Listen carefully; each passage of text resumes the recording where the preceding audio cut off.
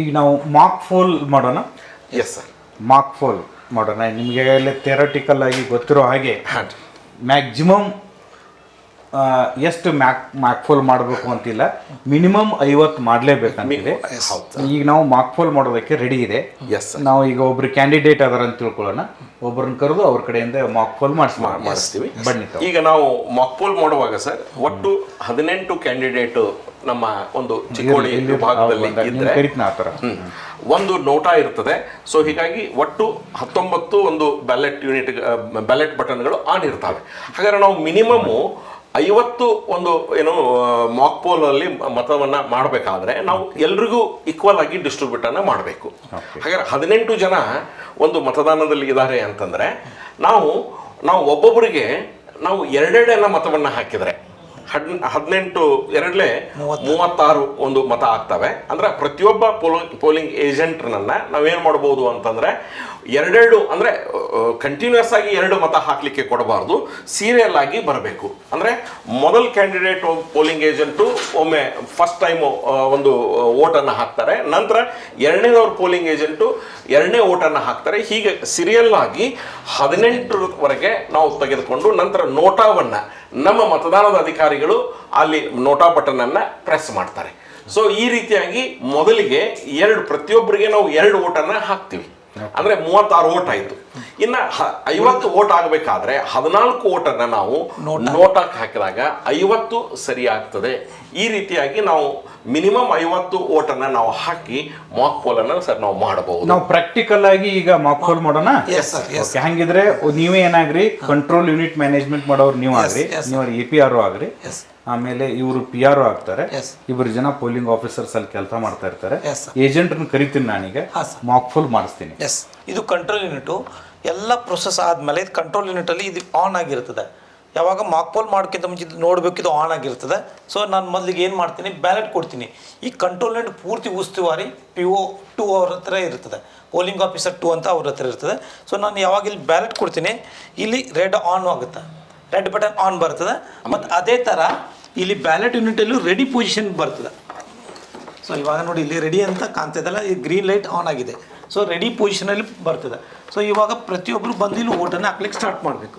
ಇವಾಗ ನಾವು ಈ ಕ್ಯಾಂಡಿಡೇಟ್ ಒಂದಕ್ಕೆ ಸಂಬಂಧಪಟ್ಟಂತಹ ಒಬ್ಬ ಪೋಲಿಂಗ್ ಏಜೆಂಟ್ ನಾವು ಕರೆದು ಓಟನ್ನ ಹಾಕ್ಲಿಕ್ಕೆ ಹೇಳಬೇಕು. ಮಾಕ್ ಪೋಲ್ ಒಬ್ರು ಏಜೆಂಟ್ ಯಾರಾದರೂ ಕ್ಯಾಂಡಿಡೇಟ್ 1ಗೆ ಸಂಬಂಧಪಟ್ಟಂತಹ ಒಬ್ರು ಏಜೆಂಟ್ ನೀವು ಬಂದು ಮಾಡಬೇಕು. ನೀವು ಯಾವ್ದು ಬಟನ್ ಬೇಕಲ್ಲ ಇಲ್ಲಿ ಬಟನ್ ಒತ್ತಿ. ಇದರಲ್ಲಿ ಬಟನ್ ಅನ್ನ ಪ್ರೆಸ್ ಮಾಡಿ ಈ ಸ್ಲಿಪ್ ಅನ್ನ ಇಲ್ಲಿ ಅಬ್ಸರ್ವ್ ಮಾಡಿ.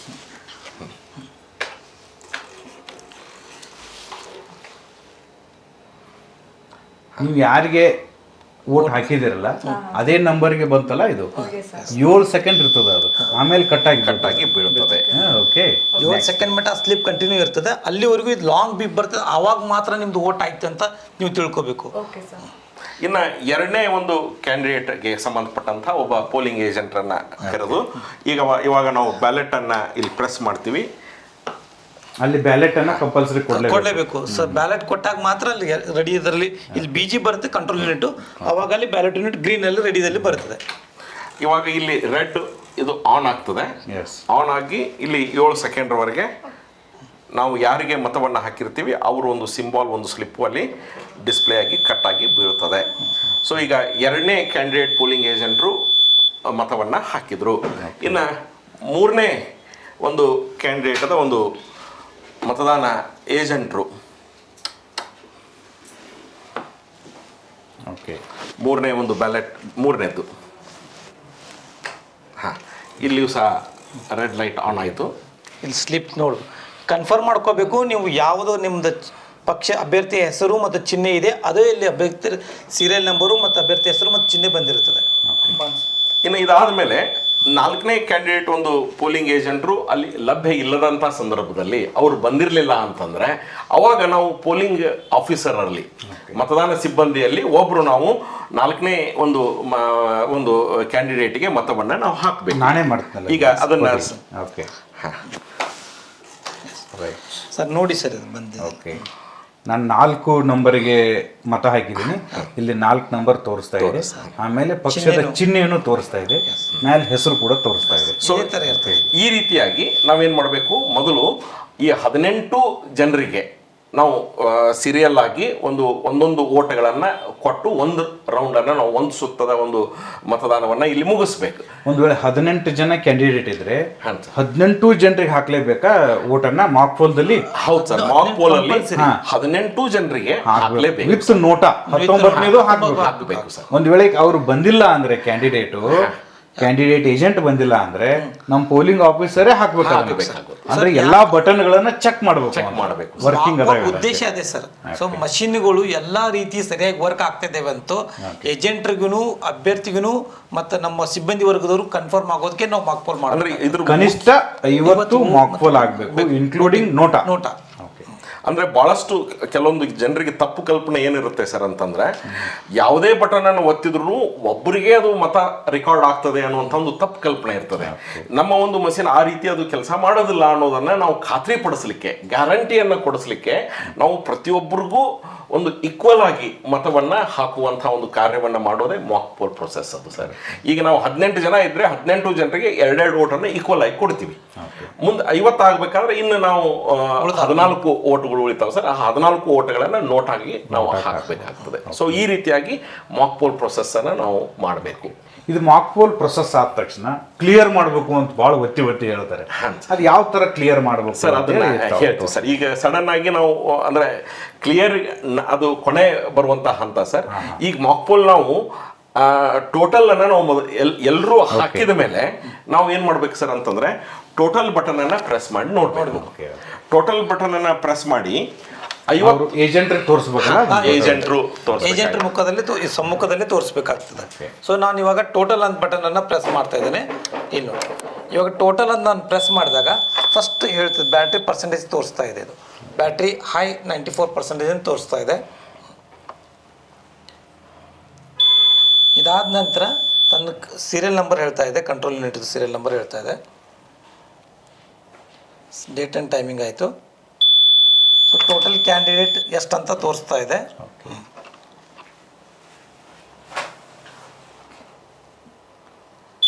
ಸೊ ಟೋಟಲ್ ಓಟ್ಸ್ ಎಷ್ಟು ಬಿದ್ದಾವಂತ ಎಷ್ಟು ವೋಟ್ ಆಯಿತು, ಎಷ್ಟು ವೋಟಿಂಗ್ ಆಯ್ತು ಅಂತ ನಮ್ಗೆ ಇವಾಗ ತೋರಿಸ್ತೀವಿ. ಯಾವಾಗ 50 ವೋಟ್ ಟೋಟಲ್ ಆಗುತ್ತೆ ಸರ್, ಸೊ ಅವಾಗ ಹಾಗಾದ್ರೆ ಮಾಕ್ ಪೋಲ್ ಪ್ರೊಸೆಸ್ ಆಯಿತು ಅಂತ ನಾವು ಅದನ್ನ ಖಾತ್ರಿ ಪಡಿಸ್ಕೊಳ್ತೀವಿ. ಸೊ ಇದು ಆದ ಕೂಡಲೇ ನಾವೇನು ಮಾಡಬೇಕಾಗತ್ತೆ ಅಂತಂದ್ರೆ ಸರ್, ಇಲ್ಲಿ ನಾವು ಈ ಒಂದು ಬ್ಲ್ಯಾಕ್ ಒಂದು ರಬ್ಬರ್ದೇನು ಲ್ಯಾಚಸ್ ಇದೆ, ಇದನ್ನ ನಾವು ಓಪನ್ ಮಾಡಿ ಇಲ್ಲಿ ನಾವು ಏನ್ ಮಾಡಬೇಕು, ಕ್ಲೋಸ್ ಅನ್ನುವಂಥ ಬಟನ್ ಇದೆ ಸರ್. ಅಂದ್ರೆ ನಾವು ಮಾಕ್ ಪೋಲ್ ಮುಗಿದ ಕೂಡಲೇ ಕ್ಲಿಯರ್ ಬಟನ್ ಒತ್ತಿದ್ರೆ ಅದು ಆನ್ ಆಗೋದಿಲ್ಲ. ನಾವು CRC ಪ್ರೊಸೆಸ್ ಅಂತ ಹೇಳ್ತೀವಿ ಸರ್. ಅಂದ್ರೆ ಕ್ಲೋಸ್, ರಿಸಲ್ಟ್, ಆಮೇಲೆ ಕ್ಲಿಯರ್. ಸೊ ಈಗ ನಾನೇನ್ ಮಾಡ್ತೀನಿ ಅಂತಂದ್ರೆ ಈ ಮಾಕ್ ಪೋಲ್ ಅನ್ನ ಕ್ಲೋಸ್ ಮಾಡ್ತೀನಿ. ಈ ಬಟನ್ ಅನ್ನ ಪ್ರೆಸ್ ಮಾಡೋದ್ರ ಮೂಲಕ ಕ್ಲೋಸ್ ಮಾಡ್ತೀನಿ. ಆಮೇಲೆ ಅಲ್ಲಿ ಬಟನ್ ಮೇಲೆ ಕ್ಲೋಸ್ ಅಂತ ಬರ್ದದ್ದು ಇದೆ. ಇಲ್ಲಿ ಸಹ ಕ್ಲೋಸಿಂಗ್ ಪೋಲ್ ಅಂತ ಬರ್ತದೆ.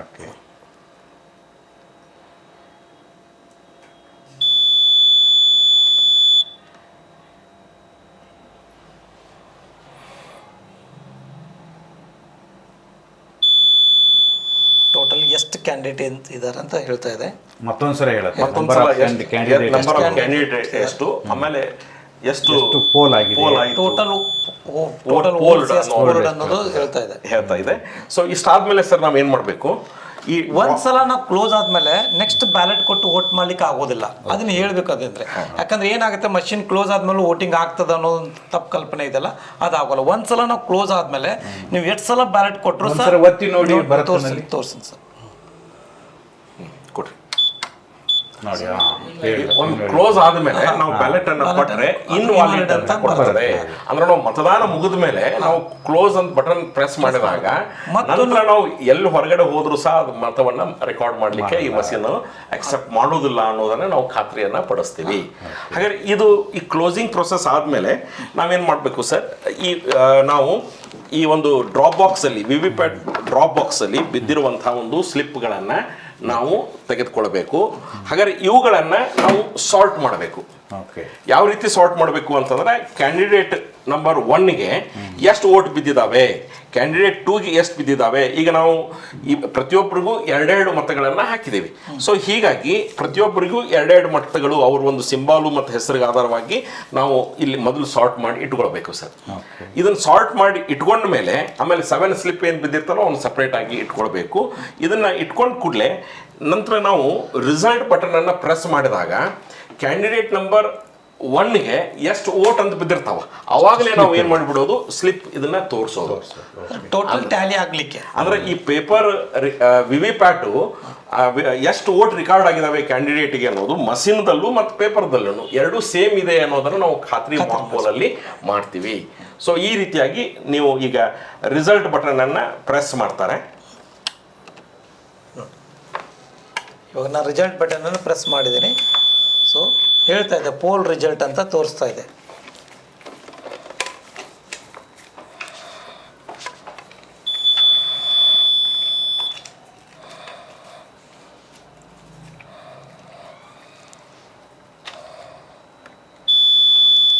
ಸೀರಿಯಲ್ ನಂಬರ್ ತೋರಿಸ್ತಾ ಇರೋದು.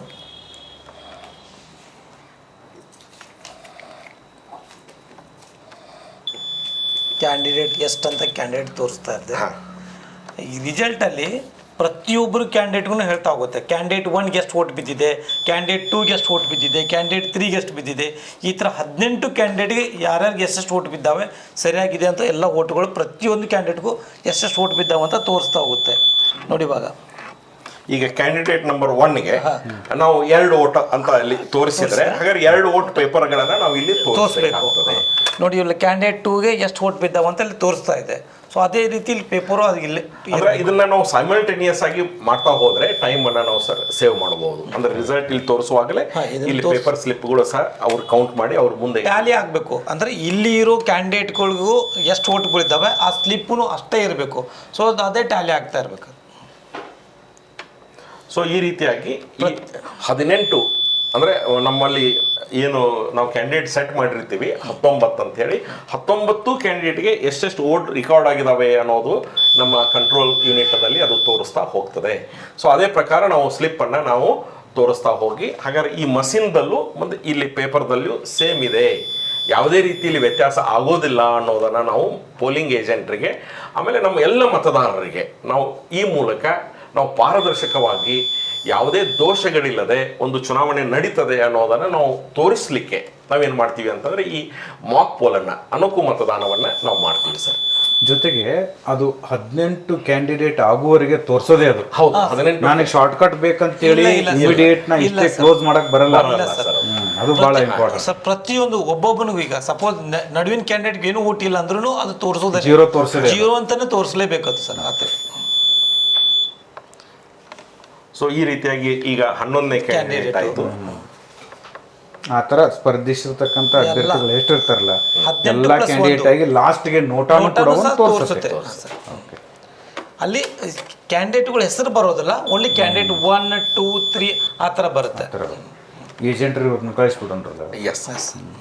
ಸೊ ಈ ರೀತಿಯಾಗಿ ನಾವು ಮಾಕ್ ಪೋಲ್ ಒಂದು ರಿಸಲ್ಟನ್ನು ತೋರಿಸಿದ ಮೇಲೆ ಈ ಒಂದು CRCಯಲ್ಲಿ ಒಂದು ಕ್ಲೋಸ್ ಆಯಿತು. ಅದಾದಮೇಲೆ ನಾವು ರಿಸಲ್ಟನ್ನು ತೋರಿಸಿದ್ವಿ. ಇನ್ನು ರಿಸಲ್ಟನ್ನು ತೋರಿಸಿದ ಮೇಲೆ ನಾವೇನು ಮಾಡಬೇಕು ಅಂತಂದರೆ ಅಲ್ಲಿ ಕ್ಲಿಯರ್ ಅನ್ನುವಂಥ ಬಟನನ್ನು ನಾವು ಪ್ರೆಸ್ ಮಾಡಬೇಕು. ಅಂದರೆ ನಾವು ಯಾವಾಗ ಕ್ಲಿಯರ್ ಬಟನನ್ನು ಪ್ರೆಸ್ ಮಾಡ್ತೀವಿ ಆವಾಗ ಈ ಕಂಟ್ರೋಲ್ ಯೂನಿಟ್ದಲ್ಲಿ ದಾಖಲೆ ಆದಂತಹ ಎಲ್ಲ ಮತಗಳನ್ನು ನಾವು ಅಳಕಿಸಿದ ಹಾಗೆ ಅಂದರೆ ಡಿಲೀಟ್ ಮಾಡಿದಂಗೆ ಆಗುತ್ತೆ. ಈಗ ಎಂಡ್ ಅಂತ ಬಂತು ನೋಡಿ. ಅಂದರೆ ಇವಾಗ ಟೋಟಲ್ ರಿಸಲ್ಟ್ ಎಲ್ಲ ತೋರಿಸ್ತು, ಎಲ್ಲ ಕ್ಯಾಂಡಿಡೇಟು ಟೋಟಲ್ 19 ಕ್ಯಾಂಡಿಡೇಟ್ ತೋರಿಸಿ ಎಂಡ್ ಅಂತ ಬಂದಿದೆ. ಸೊ ಎಂಡ್ ಅಂತ ಬಂದ ನಂತರ ಕ್ಲಿಯರ್ ಮಾಡಬೇಕು. ಇವಾಗ ಗೊತ್ತಾಗುತ್ತೆ. ನಾವು ಇಲ್ಲಿ ಇದನ್ನು ಬಂದಾಗೂ ಸಹ ನಾವು ಬರೆದಿಟ್ಕೋಬೇಕು. ಸೊ ಕ್ಯಾಂಡಿಡೇಟ್ 1ಗೆ ಎಷ್ಟು ಬಿದ್ದಿದೆ, ಕ್ಯಾಂಡಿಡೇಟ್ 2ಗೆ ಎಷ್ಟು ಬಿದ್ದಿದೆ, ಈ ಚೀಟಿಗಳು ಇದಕ್ಕೂ ಟ್ಯಾಲಿ ಆಗ್ತಾ ಹೋಗಬೇಕು. ಸೊ ಕ್ಯಾಂಡಿಡೇಟ್ 1ಗೆ ಎಷ್ಟು ಇದರಲ್ಲಿ ಏನು ಅಂಕಿ ತೋರಿಸುತ್ತೆ ಅಷ್ಟು ಚೀಟಿಗಳು ಇರಬೇಕು. ಕ್ಯಾಂಡಿಡೇಟ್ 2ಗೆ ಎಷ್ಟು ತೋರಿಸಿದೆ ಅಷ್ಟು ಚೀಟಿಗಳು ಇರಬೇಕು. ಸುಮಾರಾಗಿ 19 ಕ್ಯಾಂಡಿಡೇಟ್ಗಳಿಗೂ ಎಷ್ಟು ವೋಟ್ಗಳು ಬಿದ್ದಿದ್ದಾವನ್ನ ತೋರಿಸ್ತದೆ. ಟೋಟಲ್ ಒಟ್ಟಾರೆ 50 ವೋಟ್ಗಳು ಬಿದ್ದಿದ್ದಾವೆ ಇದರಲ್ಲಿ. ಅದರಲ್ಲಿ 50 ಚೀಟಿಗಳು ಸಹ ಕಂಟಿನ್ಯೂ ಇರಬೇಕು ಸರ್. ಇದಾದ್ಮೇಲೆ ಕ್ಲಿಯರ್ ಮಾಡ್ತೀನಿ ಸರ್. ನೋಡಿ ಇದು ಬಟನ್ ಇದೆ, ಕ್ಲಿಯರ್ ಬಟನ್, ವೈಟ್ ಬಟನ್ ಇದೆಯಲ್ಲ ಇದನ್ನು ಕ್ಲಿಯರ್ ಅಂತ ಮಾಡ್ತೀನಿ. ಸೊ ಈಗ ಏನು ಹೇಳ್ತಾ ಇದೆ ಅಂದರೆ ಡಿಲೀಟಿಂಗ್ ಸೊ ಪೋರ್ಡ್ ಓಟ್ ಅಂತ ಹೇಳ್ತಾ ಇದೆ. ಸೊ ಎಲ್ಲ ಓಟುಗಳು ಡಿಲೀಟ್ ಮಾಡ್ತಾ ಇದ್ದೇನೆ ಅಂತ ಹೇಳ್ತಾ ಇದೆ. ಲಾಂಗ್ ಬೀಪ್ ಬರ್ತಾ ಇದೆ, ಲಾಂಗ್ ಬೀಪ್ ಬರ್ತಾ ಇದೆ ನೋಡಿ, ಡಿಲೀಟ್ ಆಗ್ತಾ ಇದೆ ಅಂತ ಬರ್ತಾ ಇದೆ. ಪೋಲಿಗೆ ಮಾತ್ರ ಮಾಡ್ಬೇಕು ಇದನ್ನ. ಹಾಂ ಸರ್, ಒರಿಜಿನಲ್ ಪೋಲ್ ಮಾಡಿಸ್ತೀವಲ್ಲ, ವಾಸ್ತವಿಕ ಮತದಾನ ಮಾಡುವಾಗ ಇದನ್ನ ಮಾಡ್ತಕ್ಕದ್ದಲ್ಲ, ಕ್ಲಿಯರ್ ಮಾಡ್ತಕ್ಕದ್ದಲ್ಲ. ಸೊ ಇವಾಗ ಟೋಟಲ್ ಕ್ಯಾಂಡಿಡೇಟ್ ಎಷ್ಟು ಅಂತ ಹೇಳ್ತಾ ಇದೆ. ಸೊ ಇವಾಗೂ ಅದು ಏನು ಮಾಡ್ತಿದೆ ಅಂದರೆ ಕ್ಯಾಂಡಿಡೇಟ್ 1 0, ಕ್ಯಾಂಡಿಡೇಟ್ ಪ್ರತಿ ಈ ಥರ ಯಾವುದೂ ಇಲ್ಲ, ಯಾವುದೂ ಮತಗಳು ಇಲ್ಲ ಅಂತ ಪ್ರತಿಯೊಂದು ಕ್ಯಾಂಡಿಡೇಟ್ ವೈಸ್ ತೋರಿಸ್ತಾ ಹೋಗುತ್ತೆ. ನೀವು ಫಸ್ಟ್ ರಿಸಲ್ಟ್ ಹೇಳಿದಾಗ ಎಲ್ಲಾ ಸ್ಪರ್ಧಿಸಿದ ಅಭ್ಯರ್ಥಿಗಳದ್ದು ರಿಸಲ್ಟ್ ಹೇಳುತ್ತೆ. ಕ್ಲಿಯರ್ ಬಟನ್ ಒತ್ತಿದಾಗ ಇನ್ಮೇಲೆ ಎಲ್ಲಾ ಅಭ್ಯರ್ಥಿಗಳದ್ದು 0 ಅಂತ. ಎಲ್ಲಾ ಮಾಹಿತಿಯನ್ನ EVM ಕೊಟ್ಟೆ ಬಿಡುತ್ತೆ ಸರ್. ಕರೆಕ್ಟ್ ನೋಡಿ, ಇವಾಗ ಕ್ಯಾಂಡಿಡೇಟ್ 2 0 ಅಂತ ಬರ್ತದೆ, ಕ್ಯಾಂಡಿಡೇಟ್ 3 0 ಅಂತ ಬರ್ತದೆ. ಈ ತರ ಪ್ರತಿಯೊಂದು ಟೋಟಲ್ 19 18 ಪ್ಲಸ್ ನೋಟಾ ಎಲ್ಲನೂ 0 ಅಂತ ಬರಬೇಕು ಸರ್. Okay, right sir. ಇದನ್ನು ಅಂದ್ರೆ ಮಾಕ್ ಪೋಲ್ ಮಾಡುವಂಥ ಉದ್ದೇಶನೇ ಇದೆ ಸರ್. ಯಾಕಂದ್ರೆ ಮತದಾನ ಅಂದ್ರೆ ಇಲೆಕ್ಷನ್ ಆದಮೇಲೆ ಫಲಿತಾಂಶ ಬಂದ ಮೇಲೆ ಬಹಳಷ್ಟು ಜನ ಅಂದ್ರೆ ಅದರಲ್ಲೂ ಸ್ವತಂತ್ರ ಅಭ್ಯರ್ಥಿಗಳು ಏನು ಒಂದು ಆರೋಪ ಮಾಡ್ತಾರೆ ಅಂತಂದ್ರೆ ಮಷೀನ್ಗಳು ಸರಿಯಾಗಿ ಕೆಲಸ ಮಾಡಿಲ್ಲ, ಎಲ್ಲರೂ ಒಬ್ಬರಿಗೆ ಸೆಟ್ ಮಾಡಿರ್ತಾರೆ ಅನ್ನುವಂಥ ಆರೋಪ ಮಾಡಿರ್ತಾರೆ. ಅವರ ಆರೋಪಗಳಲ್ಲಿ ಹುರುಳಿಲ್ಲ ಅಂತ ನಾವು ತೋರಿಸ್ಲಿಕ್ಕೆ, ಯಾಕಂದ್ರೆ ಪ್ರತಿಯೊಂದು ಪೋಲಿಂಗ್ ಸ್ಟೇಷನ್ದಲ್ಲಿ ಈ ಮಾಕ್ ಪೋಲನ್ನು ಮಾಡಿ ಮಷೀನ್ಗಳು ಸರಿಯಾಗಿನೇ ಇದಾವೆ ಅನ್ನೋದನ್ನು ಖಾತ್ರಿಪಡಿಸಿಕೊಂಡೇ ನಾವು ಮತದಾನವನ್ನು ಆರಂಭ ಮಾಡ್ತೀವಿ. ಆ ಖಾತ್ರಿ ಪಡಿಸ್ಕೊಳ್ಳಿಕ್ಕೆ ನಾವು ಈ ಮಾಕ್ ಪೋಲನ್ನು ನಾವು ಮಾಡುವಂಥ ಒಂದು ಪ್ರೊಸೀಜರು ನಮ್ಮ RP ಆ್ಯಕ್ಟದಲ್ಲಿ ಇದೆ ಸರ್. ಓಕೆ, ಇಲ್ಲಿವರೆಗೆ 2 BUಗಳನ್ನು ಯಾವ ಥರ ಜೋಡಿಸ್ಬೇಕು, ಆಮೇಲೆ ಕೇಬಲ್ಸ್ಗಳನ್ನ ಕನೆಕ್ಟ್ ಯಾವ ಥರ ಮಾಡಬೇಕು, ಮಾಕ್ ಪೋಲ್ ಯಾವ ಥರ ಮಾಡಬೇಕು ಅಂತೇಳಿ ಶ್ರೀ ಡಾಕ್ಟರ್ ನಾಗರಾಜ್ ಅವರು ಮತ್ತು ಅವರ ತಂಡದ ಸದಸ್ಯರು ತುಂಬ ಚೆನ್ನಾಗಿ ವಿವರಣೆ ಮಾಡಿದ್ದಾರೆ. ಅವರಿಗೆ ನಾವು ಅಭಿನಂದನೆಗಳನ್ನು ಸಲ್ಲಿಸ್ತೀವಿ. ಜೊತೆಗೆ ಈ ಒಂದು ಮಾಹಿತಿಯನ್ನು ಅಚ್ಚುಕಟ್ಟಾಗಿ ನೋಡಿಕೊಂಡು ಚಿಕ್ಕೋಡಿ ಲೋಕಸಭಾ ಕ್ಷೇತ್ರದಲ್ಲಿ ಸ್ಪರ್ಧಿಸಿರ್ತಕ್ಕಂಥ ಏನೋ ಕೆಲಸಕ್ಕೆ ನಿಯೋಜಿಸಿರ್ತಕ್ಕಂತಹ PROಗಳು, APROಗಳು ಮತ್ತು ಪೋಲಿಂಗ್ ಆಫೀಸರ್ಸ್ಗಳು ಈ ರೀತಿಯಾಗಿ ಮಷಿನ್ಸ್ಗಳನ್ನ ಜೋಡಿಸ್ಕೊಂಡು ಅಚ್ಚುಕಟ್ಟಾಗಿ ಕೆಲಸವನ್ನು ಮಾಡಬೇಕು ಅಂತೇಳಿ ನಾವು ವಿನಂತಿಸ್ಕೊಳ್ತೀವಿ. ನಮಸ್ಕಾರ.